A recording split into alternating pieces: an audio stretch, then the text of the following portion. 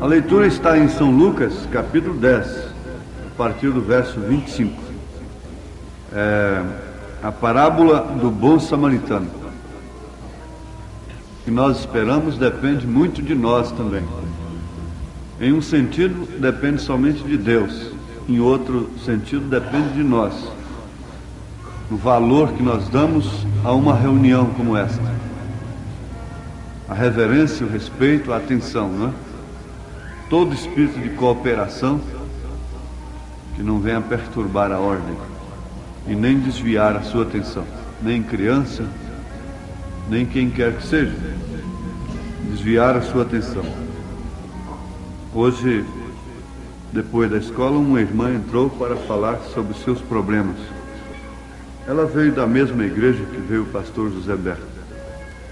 Ela não nos procura muito. Algumas vezes, umas 2 ou 3 vezes, ela tem nos procurado durante todo esse tempo. Mas eu disse para o irmão Berto, quando ela saiu, esse é um tipo de problema que vem a gente e que anima a gente, anima e deixa a gente animado, confortado e propõe no coração da gente dar mais a palavra de Deus para as pessoas, porque é o que está sustentando essas mulheres, estes homens, essas pessoas que sofrem por amor da mensagem. Eu falei no rádio sobre o que o irmão José Berto me falou daquele pastor da denominação que escreveu num jornal perguntando onde estão os batismos, fora de hora, de noite. Em outras palavras, o batismo sob perseguição. O batismo nos títulos hoje não é perseguido, não é? Mas o batismo em nome do Senhor Jesus Cristo é perseguido pelas denominações. Se você se batiza em nome de Jesus Cristo, a sinagoga te expulsa. Te expulsa dela como expulsou aquele cego que recebeu a sua vista. Eles expulsam porque o homem recebe visão. Se ele continuasse cego, ele continuaria na denominação dele. Interessante isso. Se Jesus não tivesse aberto seus olhos, ele morreria lá na denominação, na sinagoga. Mas quando teve seus olhos abertos, ele foi expulso da sinagoga. E eu falei sobre aquele batismo lá no Paquistão. O irmão Lano e o irmão Maico passaram por lá quando vieram aqui ao Brasil. E quando eles estavam dormindo lá pela madrugada, depois de um culto numa tenda, estavam esmurrando a porta. Eles saíram, era uma moça chorando. Elas vestem uns vestidões que aparece somente a mão, as mãos e o rosto. E aquela moça estava chorando amargamente. E eles não entendiam por causa o porquê daquilo, a causa daquilo. Chamaram o intérprete, ele disse, ela quer ser batizada em nome de Jesus Cristo. E isso tinha que ser feito escondido. Então ela entrou numa pipa d'água, e quando ele disse, eu te batizo em nome do Senhor Jesus Cristo para a remissão dos pecados, ela agachou dentro da pipa e a água cobriu. Aleluia. Naquela ocasião também veio um ministro, um reverendo episcopal, da igreja episcopal, também de madrugada, fora de hora. E aqui nós temos slides, né? Carro sendo puxado por cavalos, batismo com lamparina, de noite, nesses córregos, mulheres arriscando a vida, gente sendo deserdada por causa da mensagem. Agora, qual é a mensagem que está causando isso no mundo hoje? Sendo deserdada. O irmão Lúcio estava falando de uma família árabe lá em Honduras, e que ele pregou a mensagem para os filhos, e eles receberam a mensagem. Eles levaram o irmão Lúcio para comer na sua casa, e lá dali nasceu o amor, né? E ele ganhou os seus filhos, e os pais o que fizeram? Deserdaram aqueles filhos por causa da mensagem. São muito ricos, deserdaram. Eles ficam chorando quando leem o livro da história sagrada e que vê os cristãos sendo queimados nas arenas, ficam chorando e pregam aquilo nos púlpitos. E, no entanto, estão sacrificando a Cristo novamente, sem saberem que estão pisando em Cristo, cuspindo na palavra. Mas, por outro lado, nós damos graças a Deus por isso não ter passado por cima, né? Amém. Vamos ler a palavra. E eis que se levantou um certo doutor da lei, tentando e dizendo: Mestre, que farei para herdar a vida eterna? E ele lhe disse: Que está escrito na lei? Como lês? E respondendo ele disse: Amarás o Senhor teu Deus de todo o teu coração, e de toda a tua alma, e de todas as tuas forças, e de todo o teu entendimento, e ao teu próximo como a ti mesmo. E disse-lhe: Respondestes bem, faze isso e viverás. Ele, porém, querendo justificar-se a si mesmo, disse a Jesus: E quem é o meu próximo? E respondendo Jesus, disse: Descia um homem de Jerusalém para Jericó, e caiu nas mãos dos salteadores, os quais o despojaram, e espancando-o se retiraram, deixando-o meio morto. E ocasionalmente descia pelo mesmo caminho certo sacerdote, e vendo-o passou de largo. E de igual modo também um levita, chegando àquele lugar, e vendo-o passou de largo. Mas um samaritano, que ia de viagem, chegou ao pé dele, e vendo-o moveu-se de íntima compaixão, e aproximando-se, atou-lhe as feridas, deitando-lhes azeite e vinho, e pondo-o sobre a sua cavalgadura, levou-o para uma estalagem e cuidou dele. E partindo ao outro dia, tirou 2 dinheiros e deu-os ao hospedeiro, e disse-lhe: Cuida dele, e tudo o que demais gastares eu te pagarei quando voltar. Qual, pois, desses 3 que te parece que foi o próximo daquele que caiu nas mãos dos salteadores? E ele disse: O que usou de misericórdia para com ele. Disse, pois, Jesus: Vai e faze da mesma maneira. Senhor amado, nós agradecemos pela tua palavra e pedimos para o Senhor vir aqui e mover esse molho sobre nós, como fazia o sacerdote quando eles levavam aquele molho, aquelas primícias para o templo, para o lugar devido. Senhor meu Deus, move este molho sobre nós, move a tua palavra em nossos corações, move o teu Espírito em nossos corações, dando-nos a tua presença. Não deixa ninguém ser atrapalhado por coisa alguma, por nenhum pensamento, por nenhuma coisa que o inimigo possa inventar para perturbar esta reunião. Nós clamamos o sangue de Jesus Cristo sobre todos nós e queremos estar na tua presença, em nome de Jesus. Amém, Senhor. Amém. Sublime graça do Senhor, que ao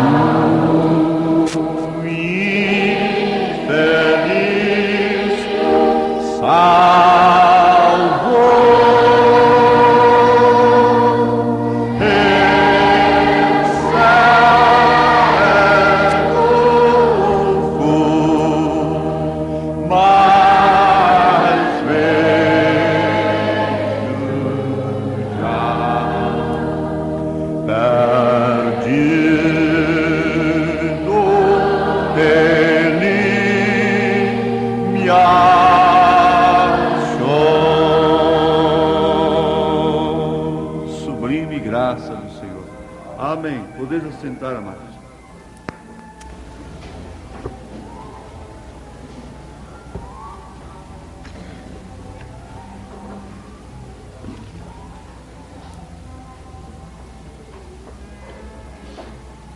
Nós temos livro na Palavra de Deus, em São Lucas, capítulo 10, a partir do verso 25, tratando da parábola do bom samaritano.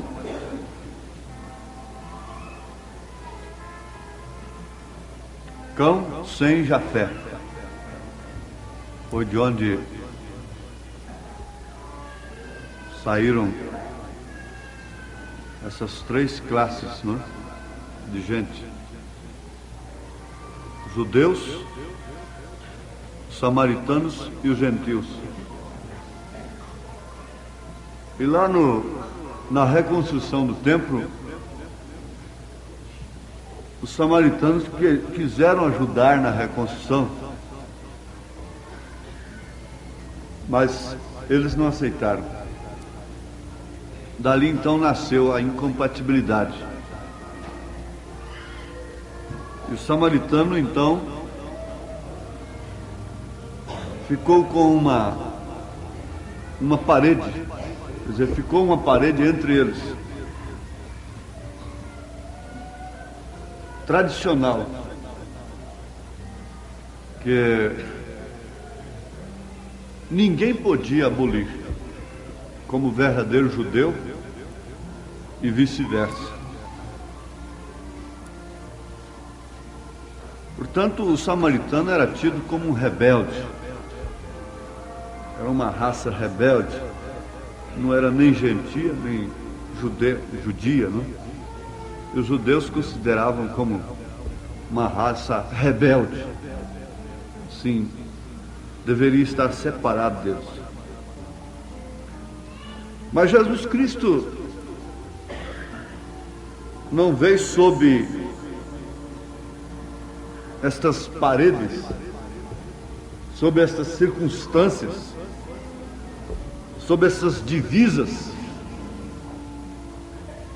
Ele rompeu com tal tradição e foi lá em Samaria, numa cidade chamada Sicar, e lá ele deu água para uma mulher samaritana.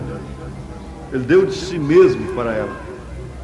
Ela perguntou: como sendo tu judeu pede a minha água, sendo uma mulher samaritana?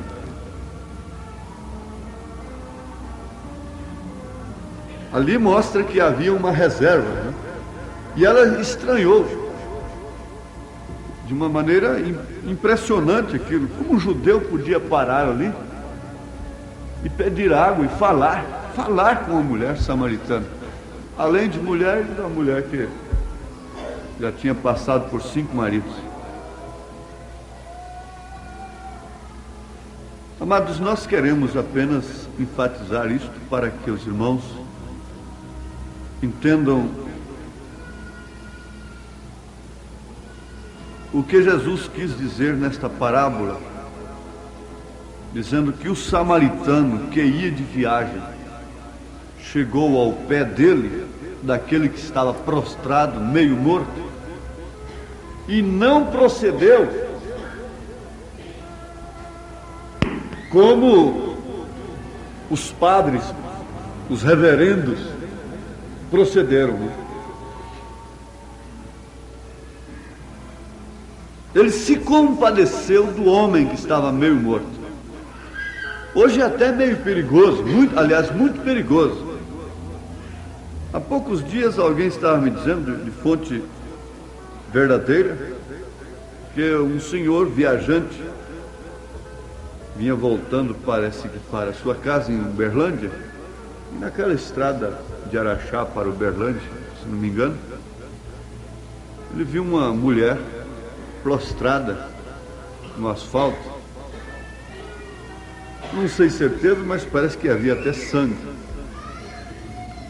Eu sei que ele ficou numa luta. Ele vinha com algum dinheiro dentro do carro, parece que 32 mil cruzeiros, se não me engano. E ele foi até na frente, parou, pensou: será que socorro? Será que presta socorro ou não? Resolveu a prestar socorro. Ele achou que era uma covardia prosseguir a viagem, deixando aquela mulher prostrada na estrada. Quando ele chegou, que ele desceu do carro, foi aproximando, ela se pôs de pé com um revólver na mão, tomou o carro dele, tirou toda a roupa dele, deixou ele despido lá, levou todo o dinheiro e o carro. E foi até muito difícil para ele receber socorro. Depois umas freiras passaram e viram aquilo.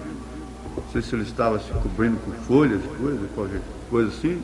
Chegaram na polícia rodoviária e disseram até um homem despido ali na estrada pedindo: nós não podemos parar. Aí a polícia foi lá e prestou socorro para ele. É muito difícil ser samaritano hoje, né, nesse caso, né? Muito perigoso. De madrugada, lá em Brasília, eu já vi também um homem prostrado entre uma cava entre o plano piloto e Taguatinga. Escavaram muito para fazer o asfalto, e era uma pista só, e de um lado e de outro tinham 2 cortes para correr a enxurrada. E eu pensei, eu não vou parar aqui essa hora, esse homem prostrado aí. Cheguei lá na polícia e avisei para a polícia, fiz minha obrigação. Mas Jesus está falando aqui de um samaritano que não temeu ser um truque, não é? Um assalto. Ele viu que de fato o homem estava prostrado, estava meio morto, e parou para lhe prestar socorro. Nós vamos deixar um pouquinho aqui o samaritano prestando socorro para aquele pobre indivíduo, e vamos lembrar de alguma coisa sobre as manifestações de Deus. Nós temos aprendido que não há uma trindade com 3 pessoas distintas. A Bíblia nunca nos mostrou isso. Isso foi criado 325 anos depois de Cristo, no Concílio de Nicéia, quando o imperador Constantino se converteu, entre aspas, não é? Os cristãos que estavam perseguidos terrivelmente não podiam nem sequer congregar, ter um lugar para congregar. Os romanos pagãos eram muito supersticiosos, então eles congregavam nas catacumbas de Roma, lá nos sepulcros. Eles tinham medo de defunto, então era o único lugar que os cristãos encontravam para cultuarem a Deus. Foi quando eles usaram a vela e coisa para iluminar o lugar, não é? Que a Igreja Católica hoje fez daquilo uma luz para o caminho eterno, né? A pessoa morre, eles põem lá 4 velas, mostrando que morreu nas trevas, né? Mas o certo é que Constantino se converteu, e desde então a igreja começou a ter liberdade, ganhou templos. Ele mandou pintar os escudos de seus soldados com a cruz, porque os cristãos usavam a cruz. A identificação de um cristão era a cruz. Eles usavam às vezes para dizer um para o outro, se identificaram, um carregava uma carteirinha, uma identidade assinada pelo presidente da denominação, não? Então chegavam assim às vezes e não podiam manifestar, declarar, faziam um sinal da cruz assim, um risco, fazia uma cruz no chão, riscava assim, o outro via, então correspondia com ele. Então ali estava 2 pássaros se encontrando, da mesma plumagem, né? Pelo sinal da cruz. E para enganar os cristãos, o imperador chegou a mandar pintar os escudos com a cruz, fazendo uma cruz nos escudos deles, botando a cruz, o evangelho em seu poder terreno, material. Então foi dali, daquele concílio, que nasceu, porque os pagãos tinham 3 deuses. Nós já aprendemos isso. Inclusive tinha aquela mulher com aquele menininho na mão, então eles arranjaram a Maria com Jesus no braço, tudo direitinho. Foi uma barganha que fizeram. Eles adoravam o sol, e o domingo quer dizer dia do sol. Então aceitaram o domingo no lugar de primeiro dia da semana. Fizeram um conchavo, porque sabiam que os cristãos reuniam no primeiro dia, partiam o pão. Então, para agradar um e outro, nós vamos botar o domingo no primeiro dia. Quer dizer, agrada um lado e outro, é ecumenismo. É o concílio mundial de igrejas.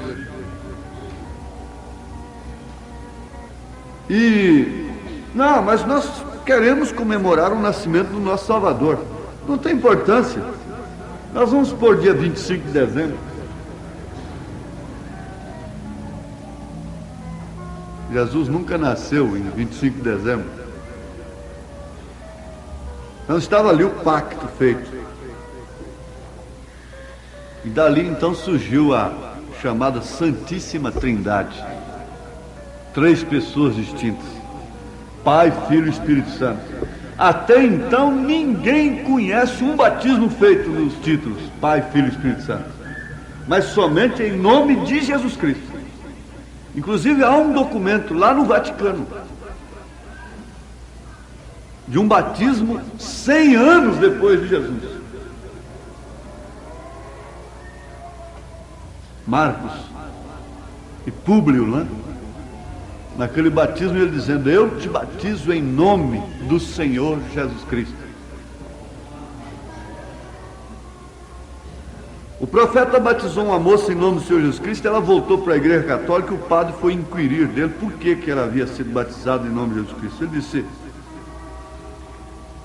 porque os apóstolos batizaram. Ele disse: não, a igreja católica tem isso, que tem essas a primazia e coisa e tal, e a igreja católica batiza. Mas quando foi que a igreja católica batizou em nome do Senhor Jesus Cristo? Ele querendo mostrar que os apóstolos eram a igreja católica. Senão, por fim o padre disse: um dia antes a igreja católica batizava mesmo em nome de Jesus. Mas por que foi mudado?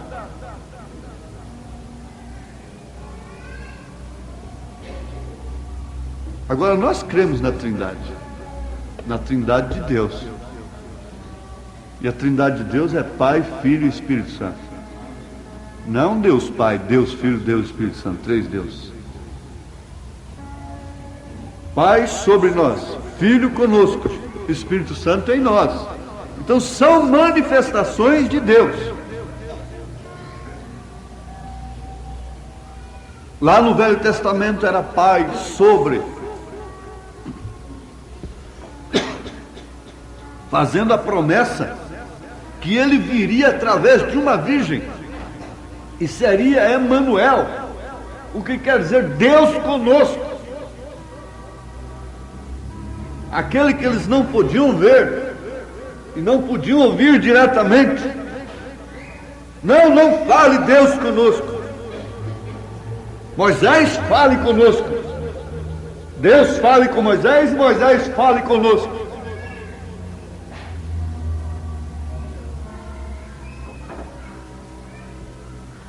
Logo poderia ser visto, poderia ser apalpado.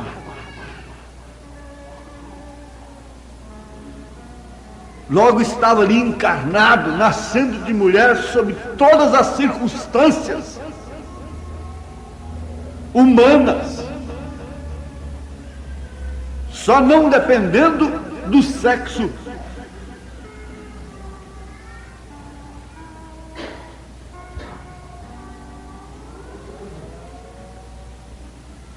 Mas estava ali, agora todos podendo contemplá-lo. O Deus que ninguém podia olhar, que ninguém podia ouvir, caso contrário morreria, estava ali agora sendo apalpado.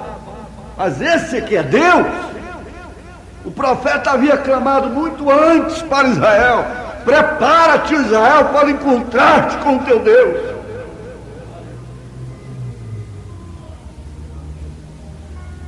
Agora eles podiam pegar, podiam apalpar, podiam cuspir nele, podiam arrancar barbas à mão cheia, podiam esbofetear.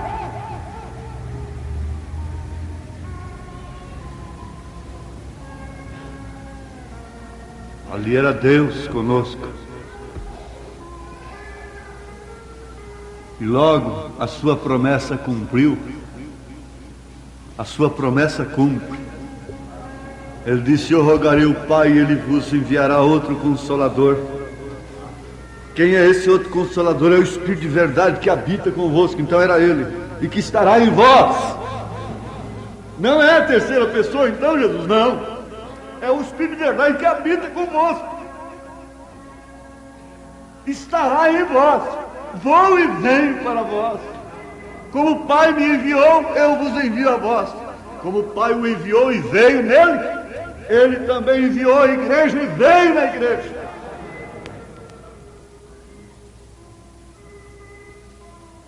Então, nós vemos aqui manifestações individuais, etapas. Nós temos lei, graça e reino. Lei, graça e reino.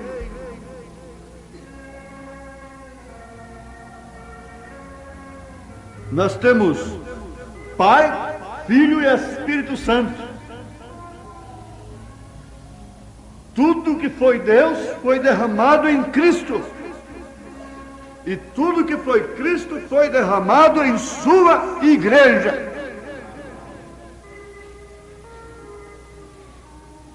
Então são manifestações individuais em seu determinado tempo, em sua determinada dispensação. Só era conhecido como Pai, logo deveria ser conhecido como Espírito, como Filho, e logo como Espírito Santo. Ele foi conhecido como Pai sobre todas as coisas, na coluna de fogo no deserto, e o monte fumegando, e dando as suas leis. E logo ele foi conhecido como Filho. Tu és meu Filho amado, em quem tenho o prazer de habitar. E logo ele deveria ser conhecido e reconhecido como Espírito Santo. Mas se não o reconheceram como Pai, não o reconheceram como Filho, o reconheceriam como Espírito Santo?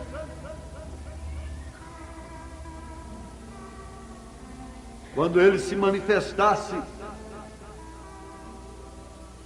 como Espírito Santo, se manifestaria em sua igreja, isto é, em homens que antes foram pescadores, em mulheres que antes foram perdidas, em homens que antes eram perdidos. Veja essa classe de gente que crê nele. Se eles não puderam reconhecer que o Pai estava nele, crede pelo menos pelas as obras. O Pai quem está em mim é quem faz as obras. Mas nós sabemos que João ouviu a voz: tu és meu Filho amado, em quem tenho o prazer de habitar. Mas aqueles rabinos, aqueles fariseus não ouviram. Não ouviram. Paulo ouviu, mas eles não ouviram. E não espere você ser reconhecida naquele lar incrédulo. Não espere você ser reconhecido pelo mundo. A igreja que é reconhecida pelo mundo é falsa, é adúltera.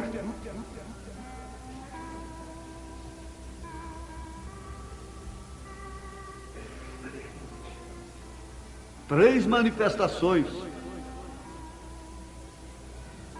tremendas de Deus. Agora, depois desse período tão longo das 7 eras da igreja, profetizada no Apocalipse através daquelas cartas, Éfeso, Pérgamo, Esmirna, Tiatira, Sardes, Filadélfia, Laodiceia, foram períodos simbolizando períodos da igreja, 7 períodos. Nós tivemos o nascimento da semente que foi sepultada com Lutero. Ali era uma manifestação de Deus. E uma manifestação muito tremenda.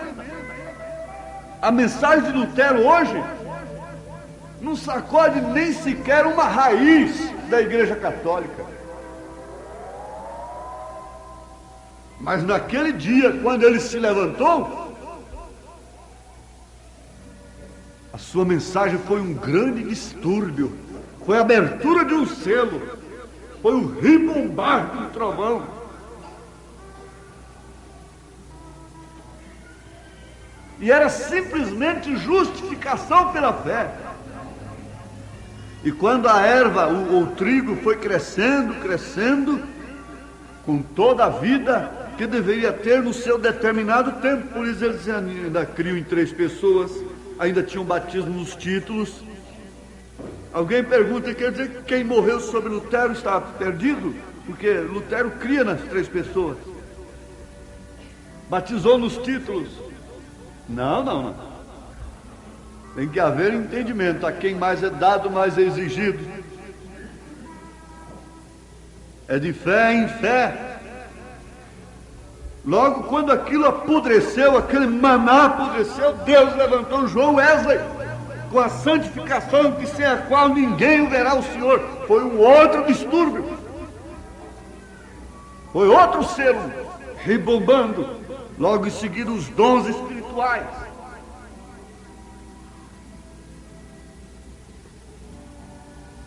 Isso são manifestações de Deus em seu determinado tempo, em sua determinada era, em seu determinado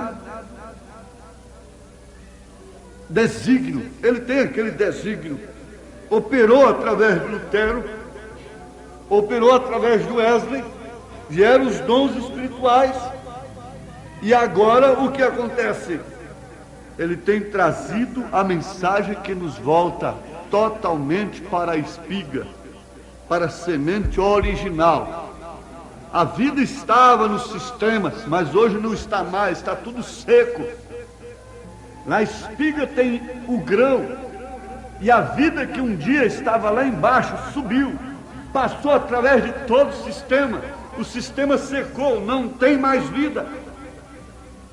E o gene de vida está ali na semente original.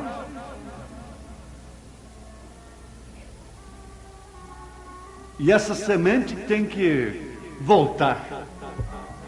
Aleluias. Tem que ir para o celeiro. Graças ao Senhor. Bom, amados, por falar em voltar, cabe-nos uma lembrança aqui nesse instante muito importante. Já vimos em síntese esse crescimento. Agora você já concluiu que é semente e que você não recebe vida mais pelo sistema. Os sistemas secaram, as folhas estão secas, tudo isso virou um bagaço que ontem tinha vida, hoje está morto, porque a vida veio para o grão. A natureza é uma Bíblia. Mas nós mencionamos voltar. O samaritano, apesar de ser samaritano, tinha azeite e tinha vinho. Agora é bom nós lembrarmos o que significa o azeite e o vinho. Então nós vamos ver aqui o significado. Porque lá em Apocalipse capítulo 6, sobre o cavalo negro, quando a igreja estava vendendo uma medida de trigo, vendendo indulgências e essas coisas todas, nós encontramos que, vejam aqui, Apocalipse 6, e eu vi, versículo 6, e eu vi uma voz no meio dos 4 animais que dizia: uma medida de trigo e um dinheiro, e 3 medidas de cevada por um dinheiro, e não danifiques o azeite e o vinho. não danifiques o azeite e o vinho. O profeta, revelando o terceiro selo, ele diz, faz menção desse versículo e diz, não faça danos ao vinho nem ao azeite.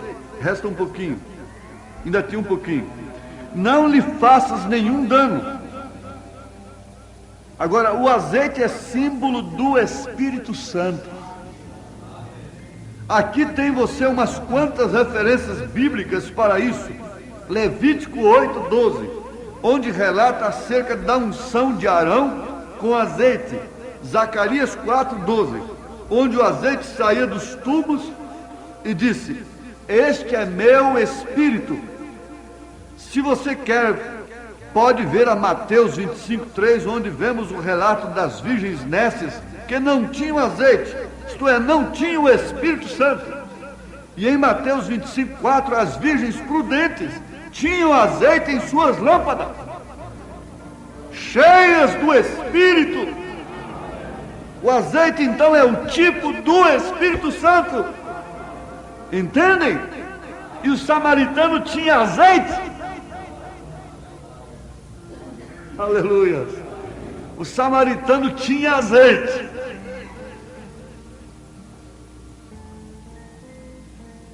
Agora, e o vinho? O vinho simboliza o estímulo da revelação.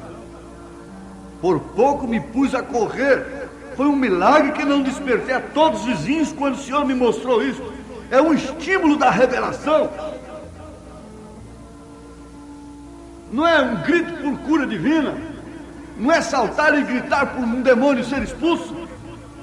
Mas é o estímulo da revelação de ver essas coisas nas Escrituras. De ver o cumprimento da palavra no seu determinado tempo.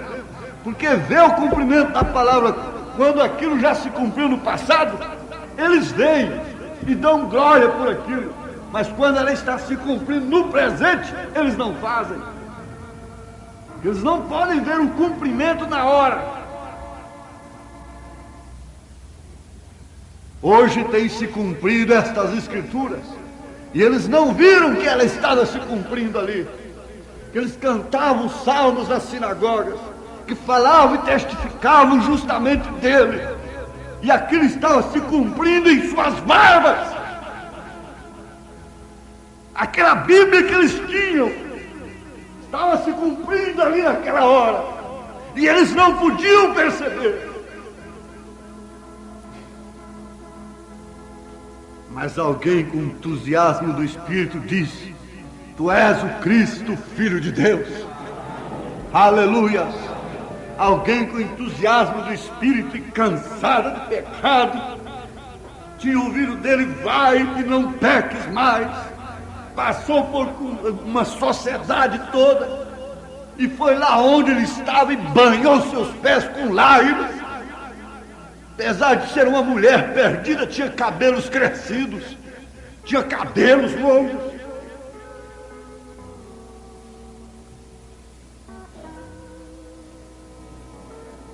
Que nem mesmo uma prostituta cortava o cabelo naquela época. Hoje as damas, as mães de família o fazem, dizendo ser cristãs. Mas naquele tempo nem uma prostituta cortava. Ela, para diferenciar, por isso que Paulo falou para não trançar, porque a prostituta tinha que trançar o cabelo e botar flores para que de longe as famílias reconhecessem que ela era uma prostituta e a evitassem. Hoje ninguém sabe quem é prostituta, pelas vestes, pelo porte, pelas maneiras, ninguém sabe quem é a honesta, quem é não é. Mas quem tem a revelação sabe que o mesmo Espírito que está sobre a mulher de luz vermelha está sobre essas chamadas cristãs aí. Essa é a verdade, a luz da palavra. Isso dá estímulo, dá revelação. Isso dá estímulo para a igreja prosseguir honesta, pura, verdadeira, sob o poder, não de credos nem de dogmas, de pensamentos humanos, mas sob o poder do Espírito. Se o mesmo Espírito que vivificou a Cristo, que os levantou dos mortos, habita em vós, podemos ter espírito diferente? atitudes diferentes. As suas atitudes mostram a qualidade de espírito que você tem. O porte de uma mulher mostra a qualidade de espírito que ela tem. Mas tem que haver estímulo, tem que haver revelação. Na Bíblia, o azeite e o vinho sempre estão associados um ao outro. Estudando na concordância, encontrei uma longa lista onde se encontram juntos o azeite e o vinho. O mundo entra no espírito das coisas do mundo e penetram e vão até lá no seu mais profundo. Vão até lá no fundo. Mergulham-se na vaidade. Mergulham-se nos vícios. Mergulham-se na liberdade da carne. Mergulham-se nos esportes. Mergulham-se nas danças, nas novelas, nas revistas, nas modas. Dão suas vidas pelo prazer que eles encontram nas coisas do mundo. E por que a igreja teria que ser morta? Por que a igreja teria que estar ali como a defunta florida? Por que a igreja teria que estar aí pasmada diante do que a ciência faz, diante do que os homens fazem, diante do que os arcobratas do Evangelho, diante daquilo que os cientistas do Evangelho moderno falam? Ficam estarrecidos diante de discursos. Ela teria que ter o estímulo da revelação. Por isso o azeite e o vinho estão sempre associados, diz o profeta. Mas o samaritano disse assim: você cuida deles. Levou para a estalagem e disse: você cuida desse homem. Aqui está 2 dinheiros. 2 dinheiros. Um é o Velho Testamento e o outro é o Novo Testamento. Você cuida dessa igreja. Você cuida desse povo. E quando voltar, o que em parte será aniquilado. E tudo será perfeito. O que faltar eu completo. Ah, irmãos, isso aqui me fez isso. Me fez ir nesses lugares da mensagem. Me fez isso. Me fez ir lá em Reis. Lá em Reis, quando 1 Reis, capítulo 17, na viúva de Zarefate, quando Elias foi mandado por Deus na casa dela, na sua casa, e ela estava ali se acabando, com um restinho apenas de azeite de farinha, que por sua vez simboliza Cristo. O azeite, o Espírito Santo, e a farinha simboliza Cristo. Então vocês conhecem muito, nós pregamos muito sobre isso. Mas vocês vão, nesta hora nós vamos ter uma coisa muito importante sobre isso aqui ainda. É que ela, na verdade, obedeceu, interpretou o trovão, decidiu obedecer, porque o trovão é assim diz o Senhor, é a voz do Senhor. Então ela decidiu obedecer e obedeceu. E fez o bocado como Elias falou.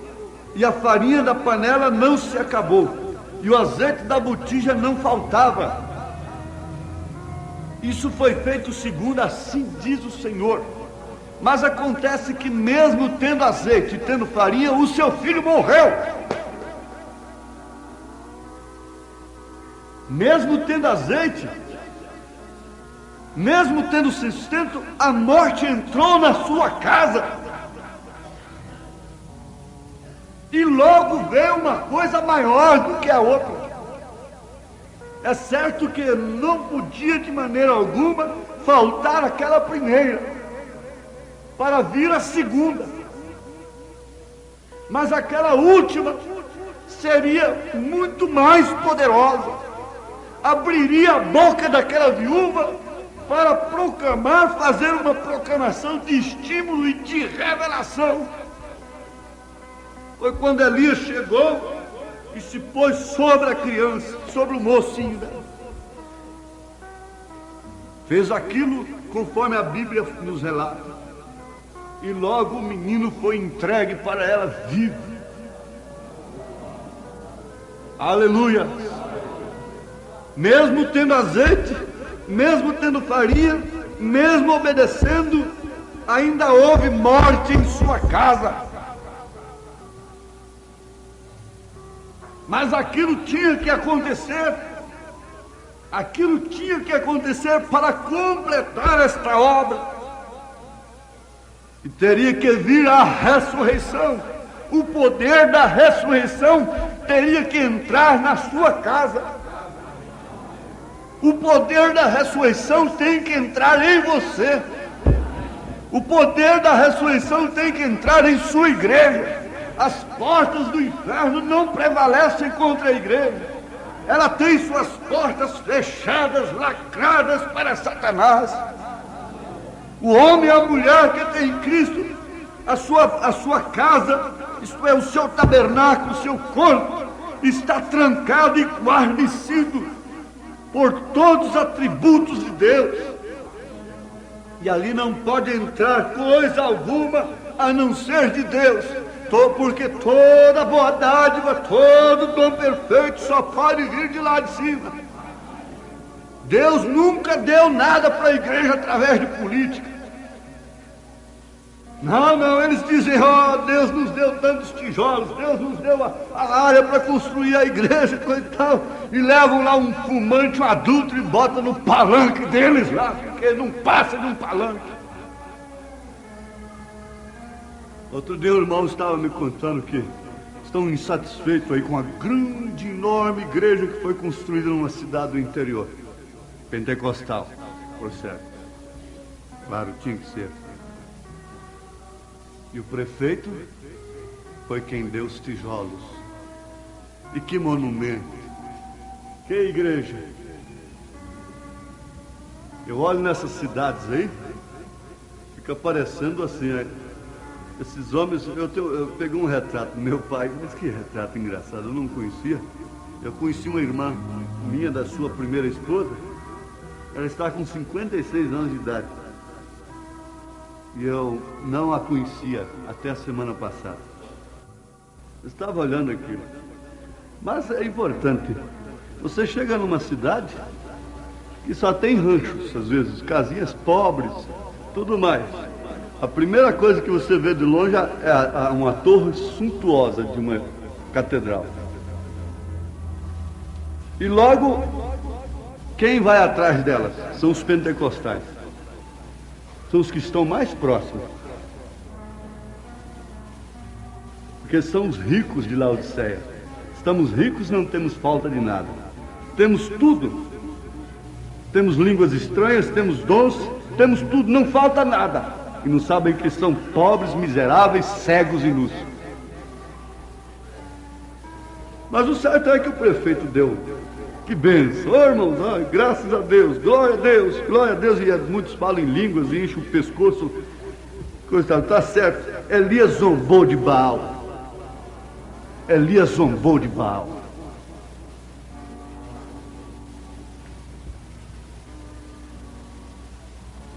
Irmãos, Deus não está satisfeito com isso. O poder da ressurreição nunca pode entrar nessa igreja. Nunca pode. Tá certo, fizeram inauguração e tudo. Quando foi na época das formaturas do fim de ano, o colégio não cabia, então o prefeito disse, tem que ser lá na igreja. Foi eu que dei os tijolos. Então foi fazer a formatura lá. O pastor não pôde negar. E quando terminou a formatura, o zelador foi varrer a igreja, amontoou aquele monte de toco de cigarro. Que vergonha, que lástima. Depois vamos dizer que Deus está ali, aquelas mulheres de cabelos cortados, de roupas indecentes, falando em línguas, e eles proclamam, Deus batizou tantos nesta noite com o Espírito Santo.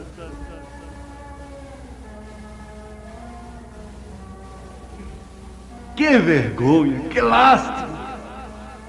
Como como poderá entrar Elias? Como a mensagem pode entrar nessas casas? Tem que ir numa viúva esquelética, que não tem compromisso com política. Deus não dá nada para a sua igreja através de política. Deus nunca deu. O sistema humano é outro marido, e Deus não é um chifrudo para entregar sua mulher para outro homem, não.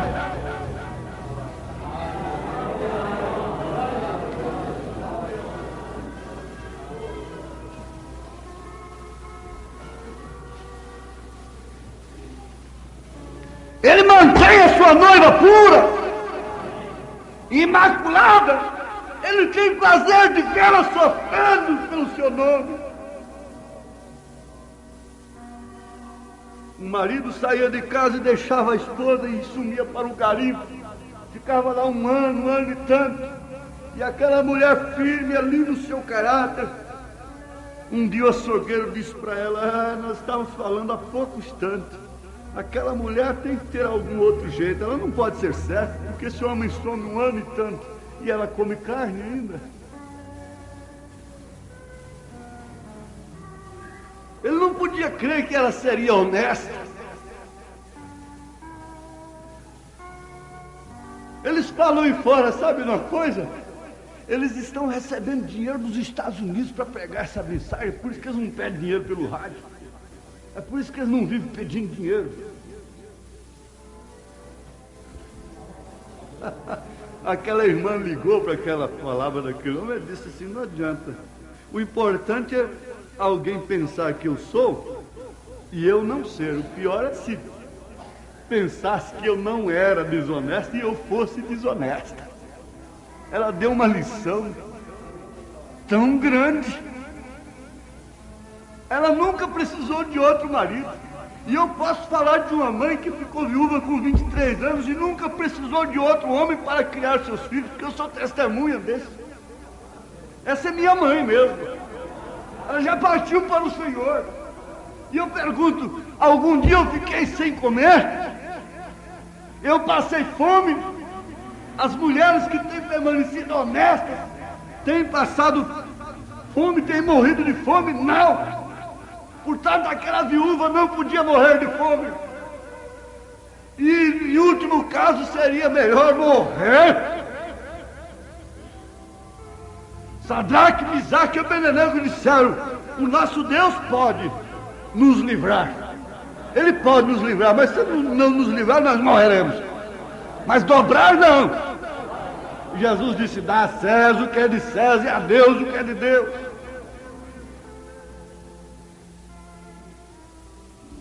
Mas como pode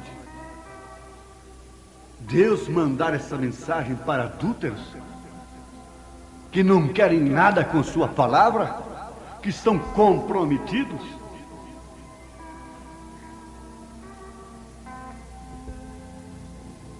Eles jamais verão o poder do azeite e do vinho, jamais verão o poder da ressurreição, jamais. Quando vier o que é perfeito. Oh, irmãos, isso aqui é tremendo. Eu gosto demais dessas coisas. Paulo disse em 1 Coríntios capítulo 13, versículo 10: mas quando vier o que é perfeito, então o que é em parte será aniquilado. Eu tenho que buscar o profeta para isso. Ele diz aqui na pergunta e resposta número 2, pergunta 23, quando disseram assim: por favor, explique 1 Coríntios 13, 8, 12. Agora que a palavra perfeita está restaurada à igreja, estão cumpridos este versículo? Ele diz assim: creio que acabo de passar isso. Não é assim? E quando vier o que é perfeito, o que em parte será aniquilado. Paulo disse: ainda que fale a língua dos homens e dos anjos, e faça todas essas coisas aqui, mas quando vier o que é perfeito. Agora, há outra coisa perfeita exceto Deus? Não, senhor. É Deus o perfeito? No princípio era o verbo, né? A congregação responde: verbo, a palavra. E o verbo estava com Deus, E o verbo era Deus. A palavra, todavia, é Deus. Vem, muito bem. Quando vier o que é perfeito, o que em parte é aniquilado. O que é perfeito? É a palavra. É a palavra restaurada que é perfeita. Por isso nós não somos mais meninos, bebês pentecostais. Cremos, na verdade, nos dons e usufruímos deles. Devemos usufruir deles legitimamente, não para aumentar o nosso grupo, não para construir, não para edificar, não para comprar e nem para vender, não para crescer como denominação. Tem usado dos dons como Balaão usou. Ele tinha o dom de profetizar, mas amou o prêmio da injustiça.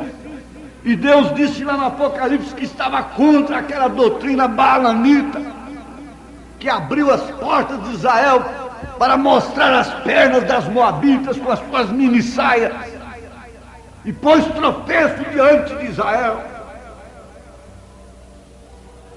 Balaão tinha dom, e fez do dom um negócio.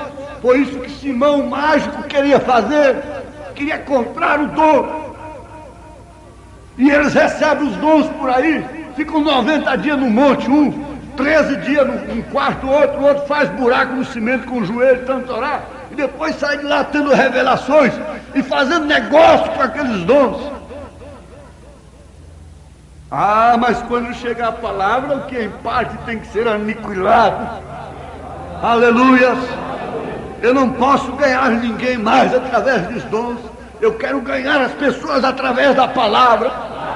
Eu não quero curar as pessoas através de dons. Eu quero curar as pessoas através da palavra. Acerte a sua vida com Deus e seja curado nesta noite.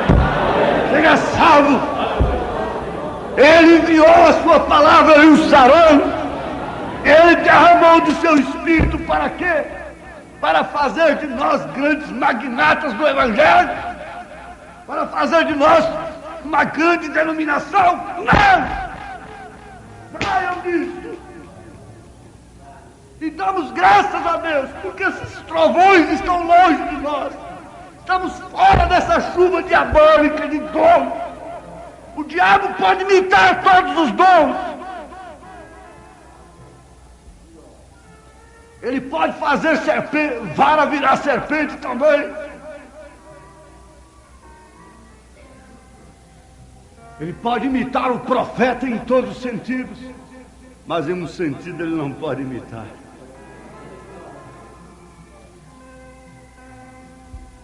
Por isso está aí. É uma mensagem que põe roupa nas mulheres. Aleluia. Que está cuidando daquele que estava assaltado à margem do caminho. Aleluia.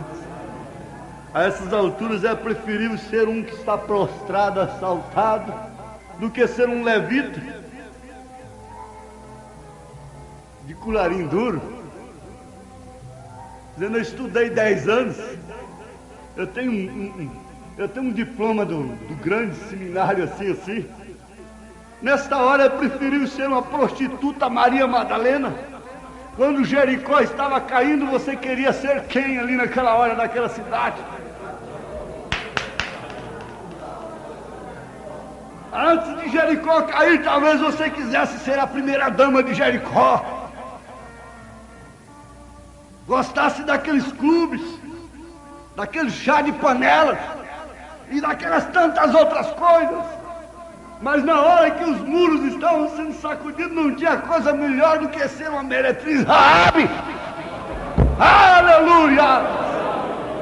Com um cordão vermelho de pendurado, tremulando, dizendo: aqui se obedece ao Senhor. Agora não mais uma prostituta, agora a casa de Deus, uma casa reservada para o Senhor, sob o sangue do Cordeiro.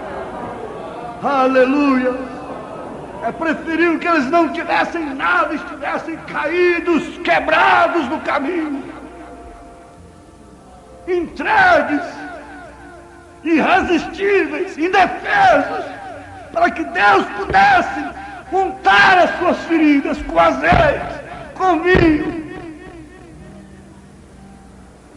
Aleluia. Oh, glória a Deus. Amém. Quando vier o que é perfeito, o que em parte será aniquilado. Deus não vem buscar um corpo atrofiado. Jesus não vem buscar uma noiva aleijada, da boca torta, mancando de uma perna, um corpo incompleto. Ele vem buscar um corpo perfeito. Aleluia. E para isso ele lhe deu o que é perfeito. Não os produtos Max Facts, não é como fala? Não os cosméticos. O que embeleza a noiva de Satanás é cosmético. O que embeleza as igrejas do mundo é prédio. São corais de mulherinhas de cabelos cortados que cantam como anjo, mentem como diabo. O que enfeitava o altar de Caim eram essas rosinhas, essas flores, os legumes. Mas o que ornava o altar de Abel tinha beleza, formosura? Não! Era um cordeiro sangrento, trêmulo, horrendo aquele sacrifício.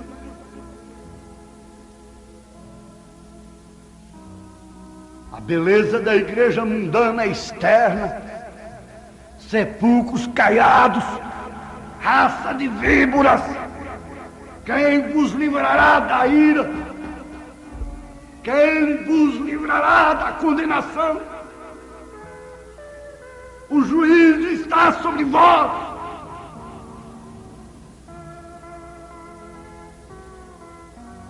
Quem vos livrará da condenação do inferno?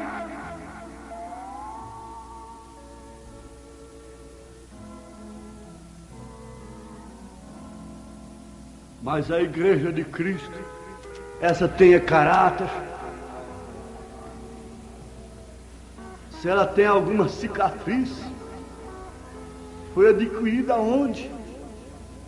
Onde você adquiriu essa cicatriz? Aleluia! Os judeus vão clamar assim para ele, perguntarem: onde você arranjou estas feridas? Que feridas são essas? Que cicatrizes são estas? Ele vai responder: isso aqui foi na casa de meus amigos. Isso aqui foi quando vocês furaram as minhas mãos e os meus pés me traspassaram lá na cruz. Essa noiva carrega uma marca. Lá estava César sentado, se não me falha a memória, num trono, e os soldados vindo vitoriosos da guerra, seus generais, seus coronéis, seus grandes, que comandaram apenas de longe a coisa. Mas lá atrás, o último do desfile, naturalmente, vinha lá um mancando, faltando uma orelha, um corte no rosto, um braço ressequido, naturalmente, mal dando conta de acompanhar o desfile. E lá ao lado do rei tinha uma cadeira vaga. Ele deveria chamar alguém daquela vitória para sentar-se consigo, ao seu lado. Quantos generais pensavam: já vai ser o meu número, o meu nome vai ser cantado, para me assentar ao lado do rei. Fui eu que idealizei tal golpe, fui eu que fiz tal doutrina, fui eu que fiz isso, fui eu que construí, fui eu que fiz isso, fui eu que fiz aquilo, fui eu que fiz aquilo, foi aquilo outro. O rei se chama aquele lá que está mancando lá atrás. Vem cá, onde você arranjou essas cicatrizes, foi na batalha, mas senta-te aqui comigo. Senta-te aqui. A igreja de Cristo é formada com pessoas que carregam a cicatriz de Cristo. Trago em meu corpo as marcas de Cristo. O azeite é passado, o vinho é passado, mas a cicatriz de Cristo, marca de Cristo. Nele disse, oh Billy, o mundo marca a gente, eu tenho arrependimento. Carregando as cicatrizes do mundo, a marca do mundo. O mundo marca uma mulher. Um cristão revelado vê uma mulher de longe, ele sabe se ela é do mundo ou se ela é de Deus. Um homem revelado conversa com outro 2 minutos e sabe que espírito está conversando com ele. Porque não pode negar. Quando Isabel chegou perto de Maria, não teve jeito. O menino pulou dentro da barriga dela e houve uma comunicação tremenda do Espírito.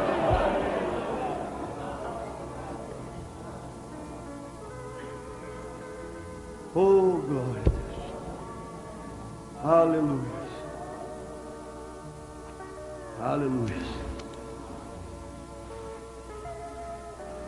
Amados, vamos resumir aqui. Vamos ver apenas um detalhe sobre o tempo em que estamos vivendo.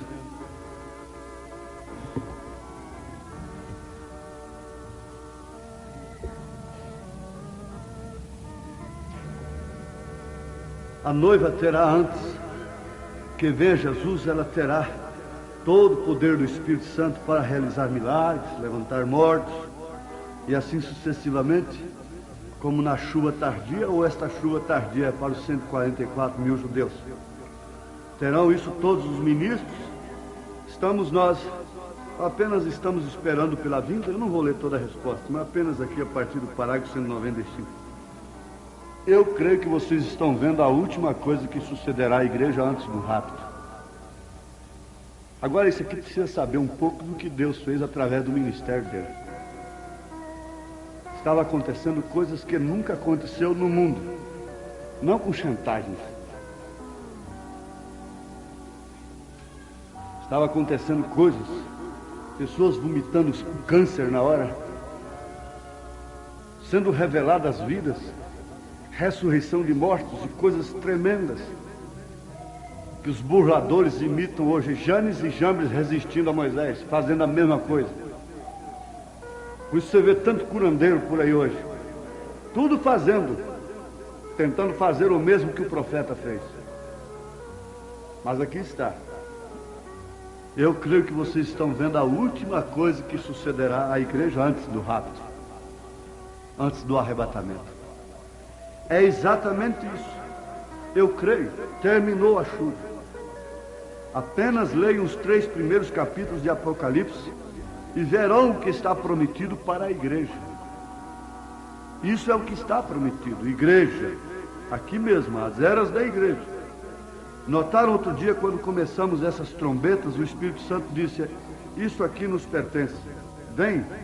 Agora a chuva tardia, 144 mil judeus, não, isso não é. Não. Isso é quando Moisés e Elias, aí é onde acontecem os milagres. Moisés e Elias vão fazer aqueles mesmos milagres que eles fizeram antes. Apocalipse 11. Eles têm poder para cerrar os céus, fechar os céus para converter água em sangue. Então, representam. São eles mesmos. Moisés, como um ator, morreu, mas foi ressuscitado, é um tipo de Cristo. Então, os que virão serão Moisés e Elias. São as 2 testemunhas. Não Enoque, como muitos pensaram, muitos de nós. Enoque é um tipo da noiva que foi arrebatado antes da grande tribulação no dilúvio. Enoque foi antes do dilúvio, foi arrebatado. Jesus Cristo arrebatará a noiva antes da grande tribulação. Essa virgem nesse, imprudente, que não se enche do Espírito Santo, ficará para a grande tribulação. Ranger de dentes é a grande tribulação. Aí está.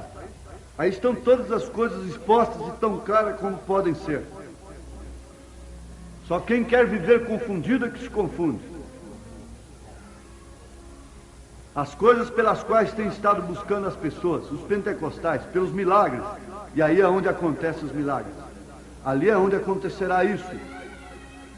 Esses Elias e Moisés, eles ferem a terra com maldições, tudo mais. Mas vamos saltar aqui e chegarmos a isso. Estamos apenas esperando a vinda do Senhor.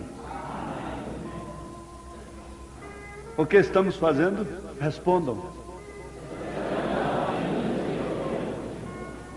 Apenas esperem, perseverem ou preservem suas lamparinas adereçadas, isto é, acesas, abundantemente todas cheias do azeite. Ora a cada hora, você ora a cada hora, orem cada hora, não cada dia, mas cada hora você ora, você faz oração ao Senhor. Apenas mantenha-se preparado, esteja preparado, seja manso e vigie, velando pela sua vinda desse feliz dia do milênio, quando nosso bendito Salvador virá, e sua noiva que espera arrebatará. Oh, quanto trabalho meu coração está cheio com o rapto.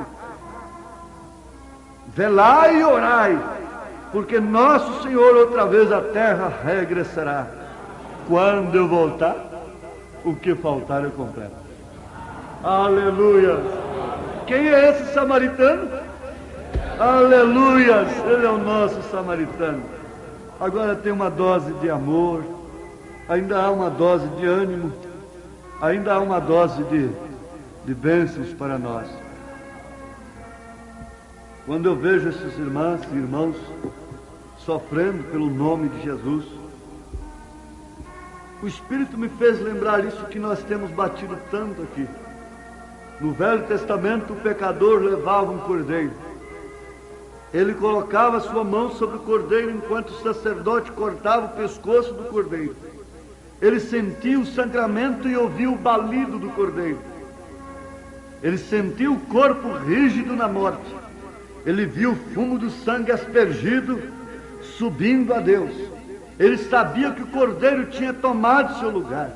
Ele sabia que a vida do cordeiro tinha sido tirada por causa dele. Porém, a vida daquele cordeiro era a vida de um animal e não podia voltar sobre o pecador, purificando-o. Assim ele permanecia com o mesmo desejo de pecar.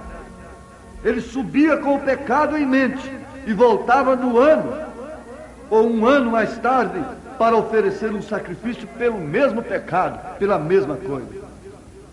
Porém, no Novo Testamento não é assim. Nosso cordeiro que morreu é o Filho de Deus que deu seu sangue como resgate para muitos. Pela fé nós subimos e colocamos nossas mãos sobre este cordeiro.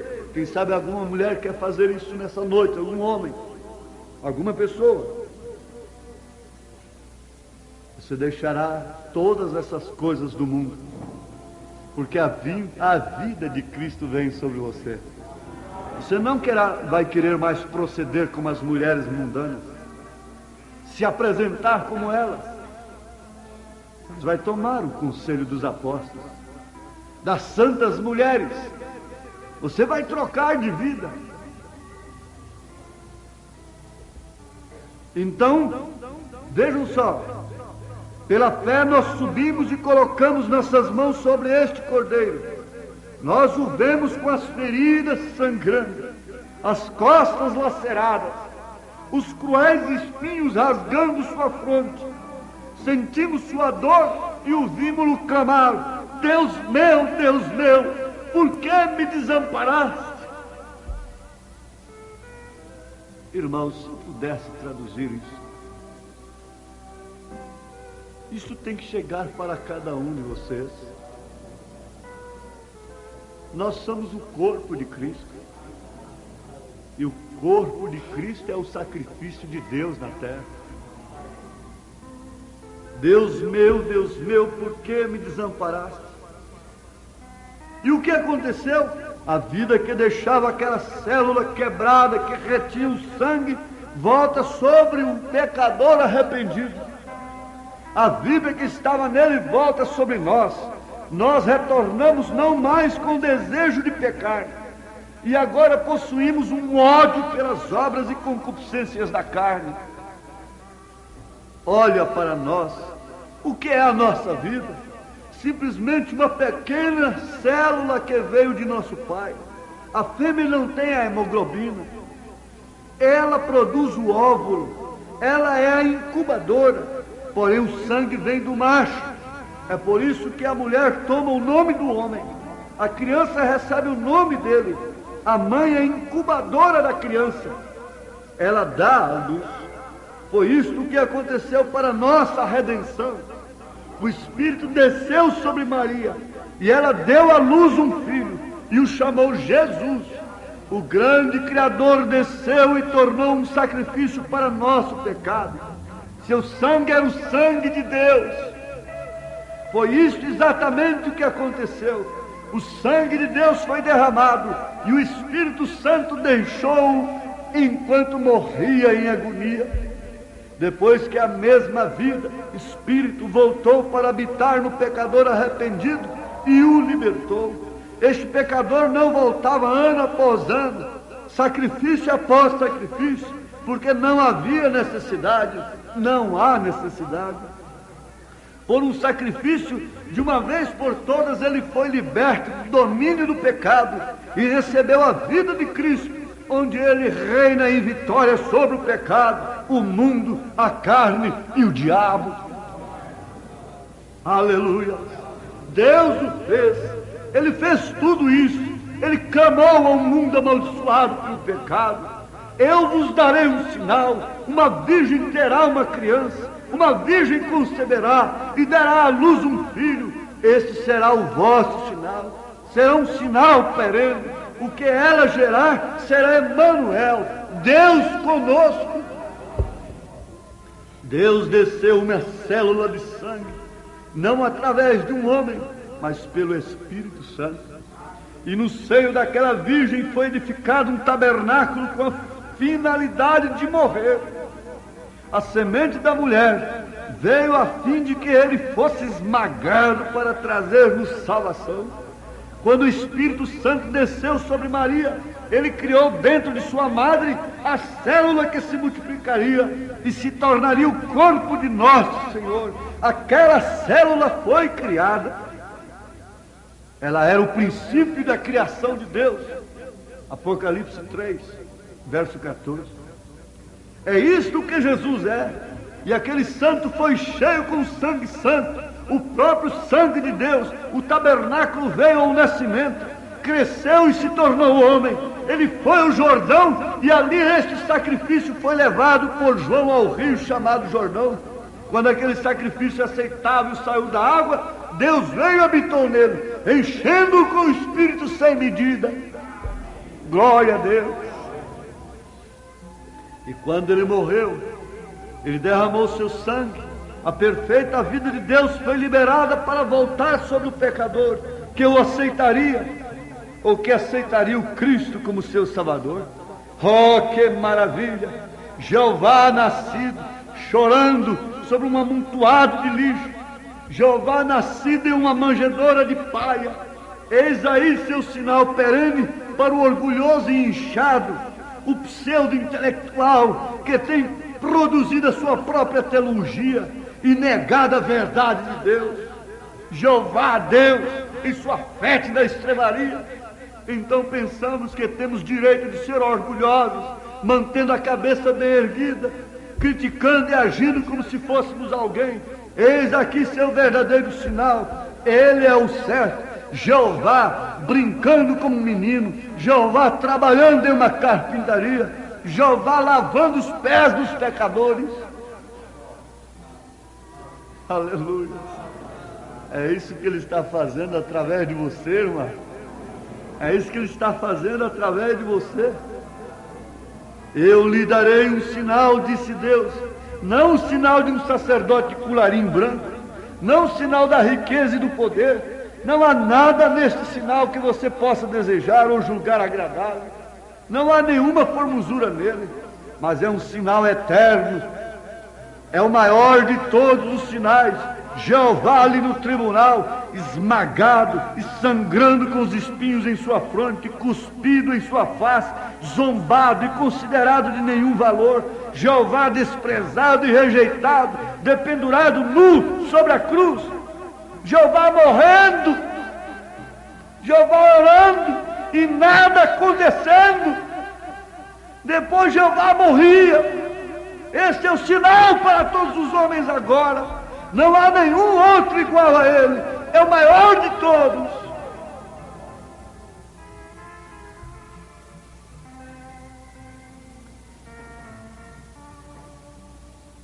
Eu pergunto, isso também é cumprimento da palavra? É cumprimento? O cumprimento da palavra seria só enquanto ele estava curando os doentes. Por que que muitos escandalizaram e se escandalizam até hoje com a morte do profeta?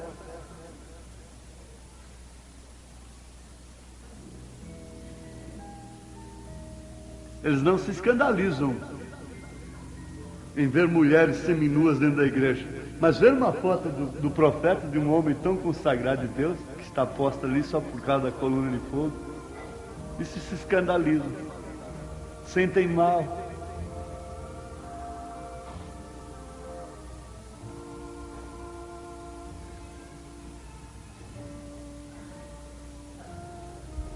Ali estava o cumprimento das Escrituras, irmãos. Ele orando e nada acontecendo. Veja o Salmo 22. No Salmo 22, quando Davi disse: eles estão olhando para mim e maneiam seus beijos. Deus meu, por que me desamparaste? E eles pregavam isso na sinagoga. Eles diriam na hora ali: Davi ficou doido, quem está meneando os beijos para ele? Era o Espírito que estava falando do que ia acontecer mais tarde, lá na cruz. Era o Espírito do mesmo Deus que estava falando ali.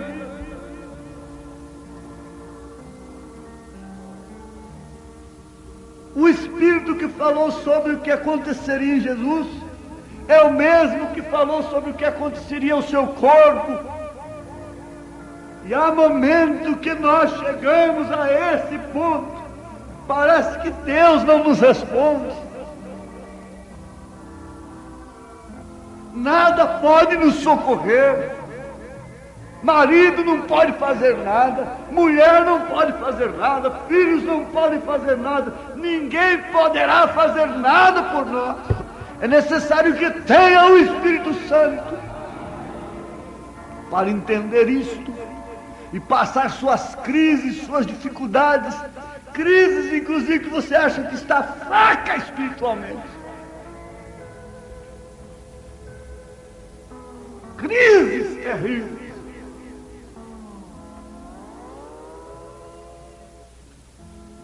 Você acha que cumprir as Escrituras é só você orar e o aleijado andar, o cego enxergar? É Jeová orando e nada acontecendo. Também é cumprimento das Escrituras.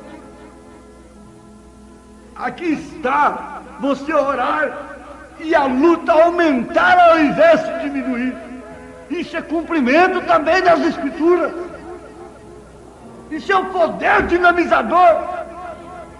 Os eleitos de Deus não estão servindo a Jesus em troca de balinha. Aleluia. Ele pode fazer tudo por nós, mas se Ele não fizer,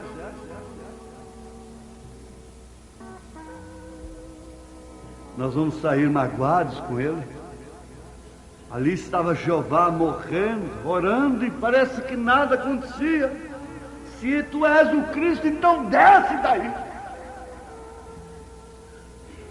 Chega momento que você vai ver, se Deus estivesse com esse homem, isso não teria acontecido com ele. A morte de todos os profetas foi escandalosa. Nenhum deles morreu em berço de ouro, em colchão de mola. Nenhum deles morreu com sopa na boca, com oxigênio no nariz.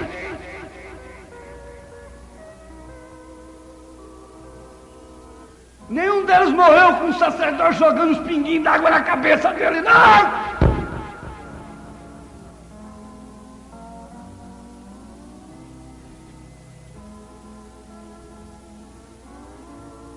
Deus quer chamar a atenção da igreja para isso.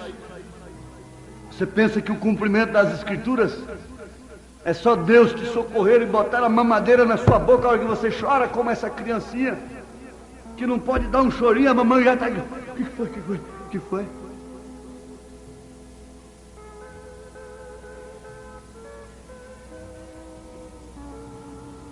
Você terá momento que vai pensar que o céu está de bronze, que sua oração não passa do telhado, mas você analisará a sua vida. Senhor, não há pecado. O Espírito Santo não deixa enganado. Ele é a bússola, ele é o raio-x. Não há pecado. Sonda-me, ó Deus, vê se há em mim algum caminho mau. Ó Senhor, por que essa crise? Por que essa seca tremenda? Eu sei que o meu Redentor vive. Ainda que não haja vacas nos currais. É a oração de Abacuque. Ainda que não haja nada, todavia eu glorificarei o meu Senhor. Depois as trevas caíram sobre a terra. Você vê que depois que o corpo de Jesus for tomado, as trevas cairão totalmente sobre a terra. Deus sairá da terra. Deus vai sair da terra. Nenhuma anestesia terá o seu efeito. Deus sairá da medicina. Deus sairá de tudo quando essa noiva for arrebatada.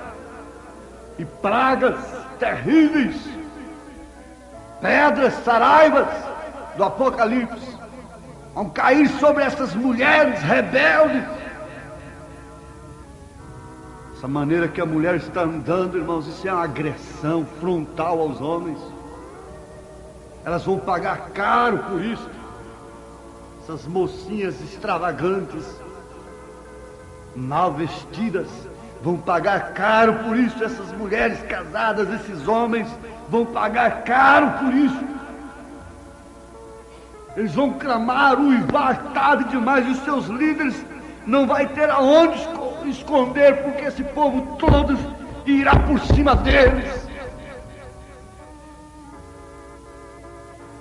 Tanto é preferível ficar sozinho pregando para as colunas hoje e amanhã não ter ninguém clamando sobre a gente, do que ter uma igreja lotada de capetinhas vestidos de anjos, capetas de saia, satanases cabeludos, borradores do nome de Jesus, sangradores de Cristo, traspassadores da palavra, escarnecedores de Deus. Eles escarnecem da mensagem, escarnecem de Cristo, portanto, escarnecem de Deus, escarnecem da palavra, por causa dos seus próprios pensamentos.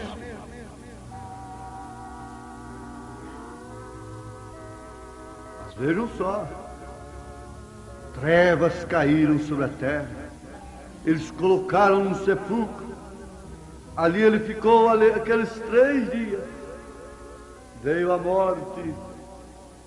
Tinha ou não o azeite? Tinha ou não o Espírito Santo? Quantas vezes Jesus se compungiu o Espírito, seu Espírito revoltou dentro de si. Ele tinha estímulo para orar sendo Deus.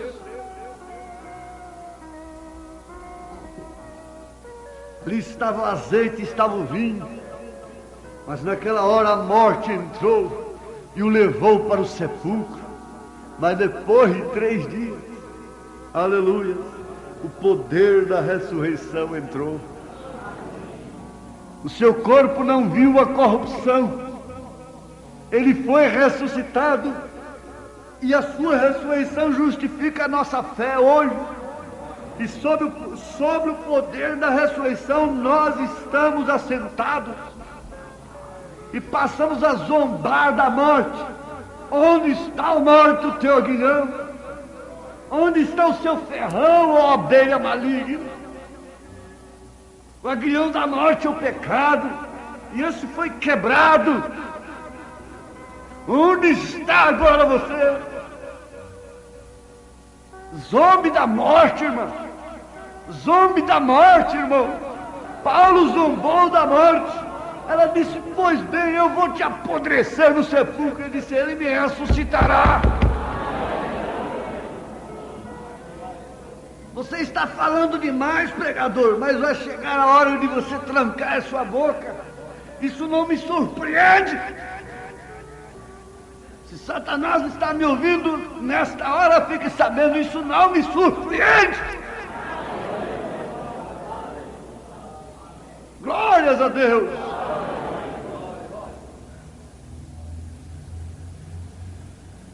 Jeová subiu às alturas, depois Jeová voltou. Quando voltar, eu completo. Cuida deles. Cuida. Voltou para habitar na sua igreja. Jeová voltou para andar no meio do seu povo, de sua igreja, e dar seu poder a seu povo. Uma vez mais Jeová veio, e desta vez veio para ficar em seu povo. Agora Jeová vai vir mais uma vez. Jeová vai vir para buscar o seu povo. Aleluia. Ali nas nuvens nós teremos um encontro com Ele. Graças a Deus. Uma vez mais Jeová veio, desta vez para ficar com o seu povo. Fica conosco, Senhor. E de novo Jeová cura o enfermo, levanta o morto, manifesta-se a si mesmo pelo Espírito. Jeová voltou, falando em línguas e dando a resposta à interpretação. Jeová desceu, ergueu a prostituta para não pecar mais. Fez o mesmo que ele fez com Maria Madalena. Ele é o mesmo ontem, hoje, eternamente. Aleluia. Ele desceu ao bêbado com moscas em sua face enquanto jazia inconsciente na sarjeta. Sim, Jeová veio manifestar-se em carne, manifestar-se através da carne. Jeová veio, Deus em nós, a esperança da glória. Fiquemos de pé, irmãos, um pouquinho.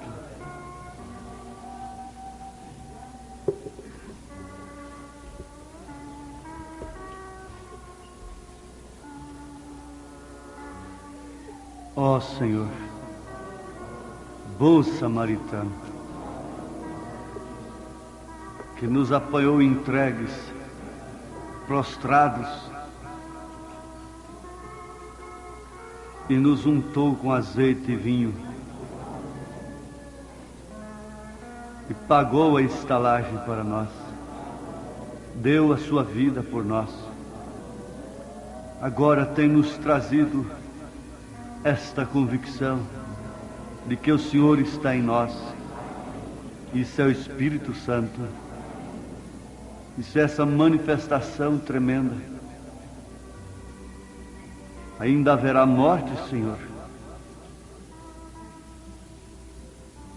Uma coisa eu tenho certeza, que se há morte, há ressurreição. Jamais poderia haver ressurreição sem que houvesse morte. Aleluia. A vida não chamaria vida se não houvesse morte. Não chamaria luz se não houvesse trevas. Graças te damos, ó Pai. Que nesta hora, enquanto o mundo está parado nos degraus do inferno, da glória dos homens, sustentado em coisas balofas, efêmeras, carregados de concupiscências carnais, de interpretações próprias. Nesse instante, há um povo na caverna com Elias. Há um povo que não se dobra diante de Baal. Ó Deus, tem alguém na estalagem ainda. Volta, Senhor. Ora vem, Senhor Jesus. Venha nos buscar. Enche-nos daquilo que precisamos, ó Pai.